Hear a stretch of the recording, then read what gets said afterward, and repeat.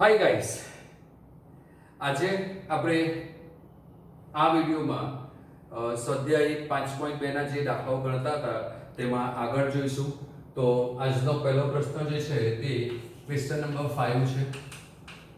પાનો number 136 પર y is equal to, બરાબર છે, y ઇઝ ઇક્વલ ટુ તમને ક્વેશ્ચન આપેલો છે sin ax plus b whole upon sin ax plus b whole upon cos cx plus d.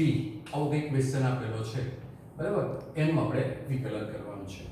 તો તમે જોઈ શકો છો કે તમને જે ક્વેશ્ચન આપેલો છે તે u upon v ફોર્મમાં છે, બરાબર. આપણે આને u કહીએ અને આને v કહીએ તો એ u upon v ફોર્મમાં છે, એટલે કે d dx of, તમારી પાસે સૂત્ર છે ભાગાકારના નિયમનો, કાર્ય નિયમ. તો u upon v is equal to છેદનો વર્ગ છેદ m નો m અંશનું વિકલન du by dx minus u m no m અને છેદનું વિકલન dv by dx. આ તમારી પાસે ભાગાકારનો કાર્ય નિયમ છે. તો એ કાર્ય નિયમનો જો ઉપયોગ કરીએ, આ જે કાર્ય નિયમ છે એ કાર્ય નિયમનો આપણે ઉપયોગ કરીએ, બરાબર. તો એ કાર્ય નિયમનો ઉપયોગ કરીએ તો તમારી પાસે જે જવાબ છે તે x સાપેક્ષ વિકલન કરીએ તો x સાપેક્ષ વિકલન કરતા તમને મળશે dy by dx is equal to પહેલા તો આપણે છેદમાં છેદનો વર્ગ લખી દઈએ, એટલે શું આવશે તો કે cos સ્ક્વેર લખી દઉં છું cx d. સમજ પડશે ને? cos cx d સ્ક્વેરમાં કે પછી cos cx d whole square લખું અને આ ટુ કાઢી નાખું છું, બરાબર છે. તો છેદનો વર્ગ થઈ ગયો cos cx d whole square, એટલે cos સ્ક્વેર cx d થાય. ચલો, કઈ વાંધો નહીં. છેદ m નો m એટલે cos cx d m ના m, બરાબર. આ જ્યારે c અને બ્રેકેટ હોય ને ત્યારે જ્યારે બ્રેકેટને મોટા લખવાના, કેમ કે આપણા c અને બ્રેકેટ બધું સરખું જ દેખાતું હોય છે. તો cos cx d છેદ m નો m અંશનું વિકલન એટલે d dx of sin ax b થશે, d dx of sin ax b minus, હવે અંશ m ના m એટલે sin ax b m ના m અને છેદનું વિકલન એટલે d dx of cos bracket મોટો લખવાનો cx d. આવું કંઈક તમને જવાબ મળે છે. તો હવે આ cos cx d છે, તો આ cos cx d થઈ ગયા તમારી પાસે ઇન્ટુ sin x है क्या? नहीं है. तो શું થશે? sin બ્રેકેટ, તો sin બ્રેકેટ નું વિકલન cos બ્રેકેટ એટલે જવાબ આવશે cos bracket ax b into bracket નું પાછું વિકલન એના વડે ગુણી દેવાનું, કેમ કે આપણે ચેઇન રૂલ એપ્લાય કરવાના છે, તમને ખબર છે, બરાબર. તો d dx of ax b થશે minus sin x b m ના એમ જ છે, તો sin ax b m ના એમ જ છે, d dx of cos x है क्या? नहीं है. तो ब्रैकेट, तो आ ब्रैकेट, तो cos ब्रैकेट નું વિકલન માઈનસ sin ब्रैकेट, તો માઈનસ sin ब्रैकेट એટલે cx d અને d dx of ब्रैकेट એટલે d dx of ब्रैकेट એટલે cx d થશે, રાઈટ. આ તમારી પાસે અંશ થયા. લાંબી લાઈન પાડવાની છે એટલે વાંચી જ જશે, બરાબર. હવે આ શું થાય તો કે cos નો વર્ગ cx d, cos નો વર્ગ cx d થાય, બરાબર. ચાલો, તો ફાઇન, સમજ પડે છે? ઓકે, આ બે પદો એમના એમ જ રહેવાના છે, ખાલી આનું વિકલન કરવાનું છે. તો આનું વિકલન d dx of ax b, a અચળ, x નું વિકલન 1, તો ખાલી a વડે ગુણવાનું છે, તો આપણે a લખી દઈએ આગળ જ. તો a cos cx d, a cos cx d into cos ax b આ c છે, આ ખાસ સાચવવાનું છે c અને a માં ax b અને a નું વિકલન જે છે તે ax b નું a આગળ આવી ગયો, આ માઈનસ એટલે શું થશે પ્લસ sin ax b, તો sin ax b into sin cx d અને d dx of cx d એટલે c એમનો એમ રહેશે, આ c જે છે તે એમનો એમ રહેશે, x નું વિકલન 1 તો એ c જોઈએ છે તો c ને આપણે અહીંયા લખી દઈએ અને આ આખાના છેદમાં તમારી પાસે જે છે તે cos સ્ક્વેર cx d છે તો તે cos સ્ક્વેર cx d થશે, બરાબર છે। તો આવું કંઈક થાય, હવે બાયફર્કેટ કરી નાખીએ, બરાબર। તો આ cos cx d અને આ એક cos cx d કેન્સલ થશે તો છેદમાં એક cos બાકી રહેશે તો 1 cos એટલે sec થશે, તો આપણે જવાબ શું આવશે તો કે this is equal to a, આ બેનો જવાબ આવશે sec 1 cos એક રહેવાનો એટલે sec cx d into cos ax b થશે, બરાબર, પ્લસ આ c એમનો એમ, હવે અહીંયા cx d વાળો sin છે તો આપણે આને આમ લખી લઈએ તો કે sin ax b, sin ax b, હવે આ sin ના છેદમાં cos સ્ક્વેર, બંનેના થીટા સરખા છે તો sin ના છેદમાં જો cos સ્ક્વેર આવે તો હું આને આમ લખી શકું કે sin upon cos into 1 upon cos of theta નથી લખતો અત્યારે તો sin upon cos એટલે tan અને 1 upon cos એટલે sec, એટલે આનો જવાબ શું આવવાનો બાયફર્કેટ કરીએ તો કે tan cx d into 1 upon એક cos એટલે sec, આની જેમ sec 1 upon cos એટલે sec થશે એટલે sec cx d, તો આ તમારો જવાબ મળે છે, બરાબર। તો આવા દાખલાઓ જે છે તે છે સરળ પણ થોડી કાળજી એ રાખવી પડે કે કોઈ a b c તમારા આલ્ફાબેટ છે કે ચિહ્ન જો બદલાઈ જશે તો તમારો આન્સર પણ બદલાઈ જશે, બરાબર, એટલે તમારે આવી કાળજીઓ રાખવી પડશે, બરાબર છે। ત્યાર પછીનો દાખલો છે એક્ઝામ્પલ નંબર 44 નો પહેલો દાખલો એટલે કે ઉદાહરણ નંબર 44, બરાબર। તો એક્ઝામ્પલ 44 એનો પહેલો દાખલો છે જે પાનો નંબર 144 પર છે, પાનો નંબર 144 પર તમારા મિસેલેનિયસ પ્રક્રિયાના દાખલાઓ જે આપેલા હોય ને તેનો દાખલો પણ આપણે ગણી લઈએ છીએ કે આ ટાઈપનો દાખલો છે તો આપણે અત્યારે જ ગણી લઈએ, એટલે આપણે જે દાખલાઓ ગણીએ છીએ એમાં આપણે ક્રમમાં જઈએ છીએ નહીં, ટોપિક વાઇઝ જઈએ છીએ, એટલે જે ટોપિકના દાખલો હશે તે આપણે પ્રક્રિયાના સ્વાધ્યાયના પણ પહેલા ગણી લઈશું। તો પ્રક્રિયાના સ્વાધ્યાય આપણે જે દાખલો આપેલા છે તેમાં ઉદાહરણમાં તો પ્રક્રિયાના ઉદાહરણમાં એક દાખલો છે તમારી પાસે કે y =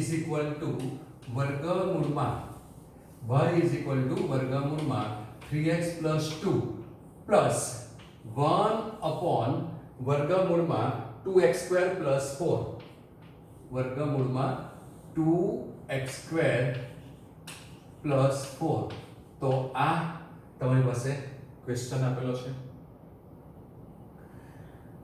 આના માટે ઘણી બધી મેથડો છે પણ આપણે બંને માટે એક જ સૂત્રનો ઉપયોગ કરવો પડે તે રીતે આપણે એનું વિકલન કરીએ, બરાબર। તો એને મેં તમને કીધું છે તેમ કે વિકલન કરતા પહેલા શક્યનું સાદુરૂપ આપવાનું, તો શક્યનું સાદુરૂપમાં હું આમ જ લખી શકીશ અહીંયા કે y = વર્ગમૂળમાં 3x + 2 અને પ્લસ આ જે છે તે 2x² + 4 અને ઉપર જાય તો -1/2, આપણે અહીંયા પણ એવું જ કરીએ કે આને પણ આપણે હાફ ઘાતમાં લખી દઈએ એટલે તમને સમજ પડે અને મારે વધારે તમને સમજાવવું ન પડે, તમે જલ્દી સમજી જાઓ।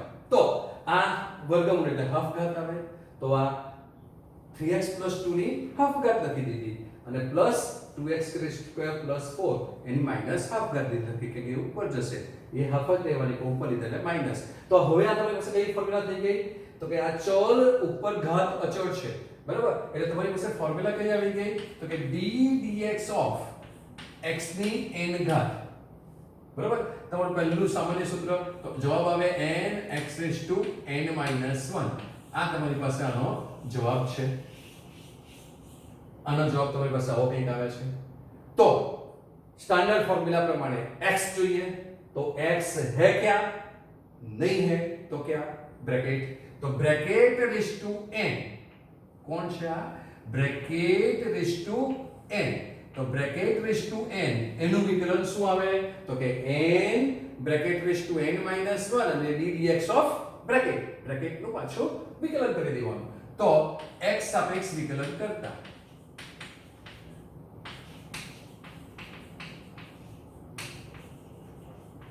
तो dy by dx is equal to બંને માટે સેમ ફોર્મ્યુલા છે, આપણે વાત કરી છે. તો આ 1/2 નીચે આવશે એટલે 1/2 3x + 2 અને એક ઘાત ઓછી કરવાની એટલે હાફ -1 અને d dx ઓફ બ્રેકેટ એટલે 3x + 2 રાઈટ, પ્લસ m નું m. હવે માઈનસ હાફ ઘાત આવશે, સેમ આ છે. તો માઈનસ હાફ ઘાત નીચે આવી ગઈ તો આની એક ઘાત ઓછી કરવાની એટલે 2x² + 4 અને એક ઘાત ઓછી કરવાની એટલે માઈનસ હાફ -1 અને આનું બ્રેકેટનું પાછું વિકલન આની જેમ જ એટલે d dx of d dx કોનું વિકલન તો કે 2x² + 4 એનું વિકલન. બરાબર છે. ચાલો તો જવાબ શું આવવાનો તમારી પાસે dy by dx પૂછાઈ ગયું. This is half. બરાબર છે. આ હાફ -1 એટલે માઈનસ હાફ થશે એટલે આ તમને મળશે 3x + 2 એની માઈનસ હાફ ઘાત. 3 અચળ x નું વિકલન 1 એટલે 3. આ માઈનસ એટલે -1/2 2x નો વર્ગ વત્તા 4 એની -3/2 ઘાત -3/2 થશે લસા લઈએ તો. અને આનું વિકલન 2 અચળ x1 નું વિકલન 2x એટલે 2 દુ 4x વિકલન થશે અને 4 નું વિકલન 0 થાય એટલે આપણે લખતા નથી. તો આવું કંઈક તમને મળે છે. બરાબર. હવે આ ઘાત માઈનસ છે તેને છેદમાં લઈ લઈએ તો તમારો જવાબ શું આવશે 1/2 ગુણ્યા 3/2 થશે. તો 3/2 ઇન્ટુ 1 વર્ગમૂળમાં થશે અને માઈનસ છે એટલે આપણે છેદમાં લખી દઈએ તો છેદમાં શું આવશે તો કે વર્ગમૂળમાં 3x + 2 આવશે. બરાબર. માઈનસ 4/2 એટલે 2 થશે એટલે -2x ના છેદમાં 2x નો વર્ગ વત્તા 4 એની કેટલી ઘાત આવશે 3/2. બરાબર છે. તો તમને આવો કંઈક જવાબ મળે છે. બરાબર છે. ત્યાર પછી તમારી પાસે એ જ ઉદાહરણ 44 માં ત્રીજો ક્વેશ્ચન છે. બરાબર. તો એક્ઝામ્પલ 44 એમાં ત્રીજો ક્વેશ્ચન છે પાનો નંબર 144 પર. તો y = log x બેઝ 7 આપ્યો છે અને અહીંયા બેઝ કશું નથી એટલે નેચરલ લઘુગણક કહેવાય. બરાબર. નેચરલ એટલે પ્રાકૃતિક લઘુગણક કહેવાય. તો એનો બેઝ આપણે શું લેવાનો e લેવાનો છે એવું સમજી લેવાનું. બરાબર. તમને યાદ છે દીકરાઓ log જે છે તેનો આધાર હંમેશા પ્રાકૃતિક સંખ્યા જ હોવી જોઈએ કે e જ હોવો જોઈએ. સોરી, પ્રાકૃતિક સંખ્યા નહીં, આધાર e હોવો જોઈએ એટલે કે પ્રાકૃતિક લઘુગણક નેચરલ લઘુગણક જ હોવો જોઈએ તો જ એનું વિકલન 1/x થાય. એટલે તમને આવું ખબર છે કે d dx of log x base e હોય તો જ તમારો જવાબ 1/x આવે. આવું તમને ખબર છે. d dx of log x એટલે પ્રાકૃતિક લઘુગણક હોય બેઝ e તો જ તમારો જવાબ 1/x થાય. તો મારી પાસે તો log x છે પહેલા તો નથી તો x ચેઇન રૂલ નો એપ્લાય કરવાનો પણ સાથે સાથે લઘુગણકમાં પણ બેઝ e નથી પ્રાકૃતિક નેચરલ લઘુગણક નથી તો એને આપણે નેચરલ લઘુગણકમાં પહેલા ચેન્જ કરવો પડે અને તેના માટે તમારી પાસે આધાર પરિવર્તનનો નિયમ છે કે log x બેઝ a હોય તો જવાબ આવે log x log a.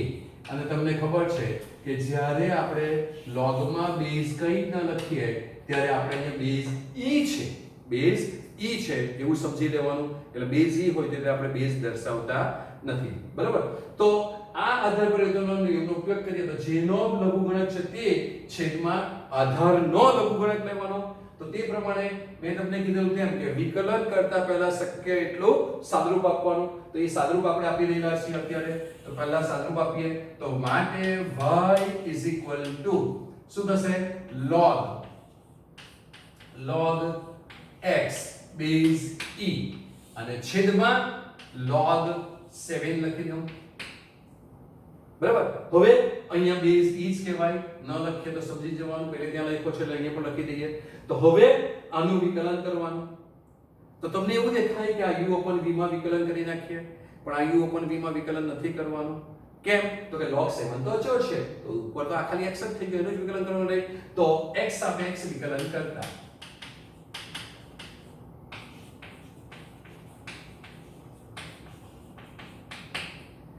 dy by dx is equal to 1 upon log 7 અચળ છે તેને એમના એમ રહેવા દઈએ. તો log બ્રેકેટ log x है क्या? नहीं, तो कौन? ब्रैकेट. तो log ब्रैकेट નું વિકલન શું આવે? log ब्रैकेट નું વિકલન 1 upon ब्रैकेट અને into ddx of ब्रैकेट કરીશું. तो 1 upon ब्रैकेट, तो 1 upon ब्रैकेट में क्या है? log x. तो log x base e into d by dx of bracket એટલે કે log x લઈશું. સમજ પડી કે દીકરાઓ? log bracket 1 upon bracket, log bracket 1 upon bracket, તો 1 upon bracket and d dx of bracket again. now base e છે, તો base e છે એનું વિકલન 1 upon x થાય એટલે જવાબ શું આવશે? તો કે 1 upon log 7 base e, કઈ ન હોય તો base e કહેવાય, બરાબર છે? બાજુવાળાનો જવાબ જે છે તે log x base e છે અને આનો જવાબ આવ્યો 1 upon x. તો આ તમારી પાસે જવાબ છે. અને આ ટાઈપના દાખલાઓ જે છે તે તમને પરીક્ષામાં પૂછાય છે MCQ માં. fx વારંવાર ગુજરાત બોર્ડની એક્ઝામમાં પૂછાયા છે આ ટાઈપના દાખલાઓ કે y log x base e base 7 હોય અહીંયા તો f'7 શોધો. તો f'7 શોધવા કીધું હોય તો અહીંયા શું મૂકી દેવાના? 7 મૂકી દેવાના એટલે તમારો જવાબ આવી જાય. તો આ રીતે તમે એ દાખલાઓ ગણી શકો છો. ત્યાર પછીનો એક્ઝામ્પલ છે ક્વેશ્ચન નંબર 1, પાનો number 158. y is equal to 3x square minus 9x, 3x square minus 9x plus 5 આખાની 9 ઘાત. કેટલી ઘાત? 9 ઘાત. આવો કંઈક ક્વેશ્ચન છે. તો આ પ્રશ્ન જે છે તે તમારો મિસેલેનિયસ એક્સરસાઇઝ એટલે કે પ્રક્રિયા સ્વાધ્યાયનો પહેલો દાખલો છે. આપણી પાસે આ રીતે ચેઇન રૂલ થી ગણી શકાય છે એટલે આપણે એ રીતે ગણી નાખીએ. તો ब्रैकेट x है क्या? नहीं है, तो શું આવશે? ब्रैकेट रेस टू n આવશે એટલે d dx of તમારી ફોર્મ્યુલા કઈ આવવાની છે? d dx of x ની n ઘાત બરાબર n x raise to n minus 1. આ જે ફોર્મ્યુલા છે તે ફોર્મ્યુલા આપણે એપ્લાય કરીશું. તો એ ફોર્મ્યુલા એપ્લાય કરીએ તો વિકલન શું થશે? x સાપેક્ષ વિકલન કરતા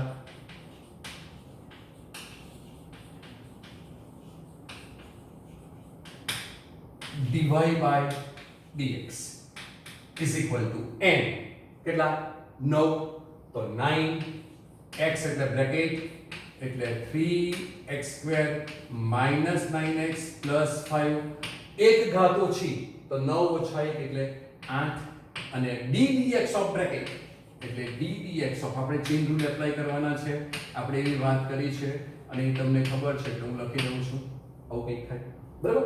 bracket raise to n, n bracket raise to એક ઘાત ઓછી અને d dx of bracket. હવે આનું વિકલન બહુ સરળ છે, તમને બહુ સારી રીતે આવડે છે, બરાબર? તો આ જે છે તે 9 into 3x square minus 9x plus 5 raised to 8 into બરાબર છે આ જે છે તે 3x નો વર્ગ એનું વિકલન જે છે તે શું થશે? તો કે 6x minus 9 અને plus 5 નું વિકલન 0 થશે એટલે 6x minus 9 into this. બરાબર? આ 9 ની અંદર તમે ગુણાકાર કરી દો તો પણ ચાલે, ન કરો તો પણ ચાલે એટલે તમારી પાસે આ એનો જવાબ આવશે. ત્યાર પછીનો બીજો ક્વેશ્ચન છે તે ક્વેશ્ચન નંબર 2 છે, પાનો નંબર 158 છે. y is equal to sin cube x plus cos raised to 6x, બરાબર. તો y is equal to sin cube x plus cos raised to 6x, બરાબર. સમજ પડે ને? તો આ તમારી પાસે દાખલો છે. તો આપણે આગળ જોઈ ગયા તે રીતે આનું પણ વિકલન બ્રેકેટ રેઝ ટુ n ની ફોર્મ્યુલા આવશે અને ચેઇન રૂલ એપ્લાય કરવાનો છે તમારે. તો ચેઇન રૂલ એપ્લાય કરીએ તો તમારી પાસે x રેઝ ટુ n ની ફોર્મ્યુલા આવશે. આ sin ક્યુબ x છે, એનું વિકલન તમને બહુ સારી રીતે આવડે છે. એટલે x સાપેક્ષ વિકલન કરતા, તો x સાપેક્ષ વિકલન કરીએ તો x સાપેક્ષ વિકલન કરતા y નું વિકલન એટલે dy by dx is equal to sin cube x. sin cube x નું વિકલન 3 sin x નો વર્ગ અને sin x નું પાછું વિકલન એટલે શું થશે? 3 sin square x અને d dx of sin x આવશે, બરાબર. સમજ પડી કે કેમ આવું આવ્યું? તો કે આ જે છે તે y is equal to sin x whole cube થશે. y is equal to sin x whole cube થશે, બરાબર. એટલે એનું વિકલન, આનું વિકલન જે છે તે આનું વિકલન શું આવે તમારી પાસે? તો કે 3 bracket raised to 3 times bracket raised to 3 minus 1 into d dx of bracket into d dx of bracket આવશે તમારી પાસે, બરાબર. એટલે આ જે છે તે 3 sin x નો વર્ગ એટલે sin square x થઈ ગયું અને આ જે છે તે તમારી પાસે શું આવશે? તો કે sin x નું પાછું વિકલન. તો એ જ રીતે આનું વિકલન શું થશે? હું અહીંયા લખું છું પ્લસ 6, રાઈટ. cos ની એક ઘાત ઓછી એટલે 5x અને d dx of cos x આવશે, બરાબર. તો આનો જે જવાબ છે તે 6 cos raised to 5x into d dx of cos x થઈ જાય. હવે આ જે છે તે તો કે 3 sin square x છે, રાઈટ. sin x નું વિકલન cos x થાય તો sin x નું વિકલન cos x plus આ 6, right, into cos raised to 5x અને cos x નું વિકલન minus sin x, તો એનું વિકલન minus sin x થાય. તો આ માઈનસ છે, તમારી પાસે sin સ્ક્વેર છે, અહીંયા sin છે, તો આપણે sin x કોમન કાઢીએ. અહીંયા cos x છે તો અહીંયા cos raised to 5 છે તો sin x cos x common કાઢી દઈએ. તો sin x into cos x જો કોમન કાઢીએ તો એક sin જતો રહ્યો એટલે 3 sin x cos x તો કોમન નીકળી ગયા. આ પ્લસ આ માઈનસ એટલે આ માઈનસ, બરાબર. 6 અને એક cos બહાર કાઢ્યો એટલે cos raised to 4x. તો તમારો આ જે છે તે ફાઇનલ જવાબ થાય, બરાબર છે.